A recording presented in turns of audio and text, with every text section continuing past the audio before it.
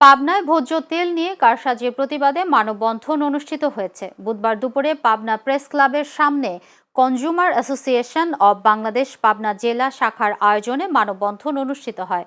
মানববন্ধনে বক্তারা বলেন, বাজারের ভোজ্য তেলের কৃত্রিম সংকট করে বেশি মুনাফা লাভের আশায় একটি সিন্ডিকেট ব্যবসায়ী কাজ করছে। এই সিন্ডিকেট চিহ্নিত করে বাজারে কৃত্রিম সংকট ভাঙা না গেলে সাধারণ ক্রেতারা ন্যায্য মূল্যে পণ্য কিনতে পারবে না। দ্রুত প্রশাসনের বাজার মনিটরিং এর পাশাপাশি বাজার তদারকি করার আহ্বান জানান কনজ্যুমার অ্যাসোসিয়েশন অব বাংলাদেশ। মানববন্ধনে বক্তব্য রাখেন consumer association of Bangladesh Pabna জেলা শাখার সভাপতি ABM ফজলুর রহমান, প্রেস ক্লাবের সাবেক সাধারণ সম্পাদক উৎপল মির্জা ও রিপোর্টার্স ইউনিটির সাবেক সাধারণ সম্পাদক কাজী মাহবুব মোর্শেদ বাবলা সহ অনেকেই।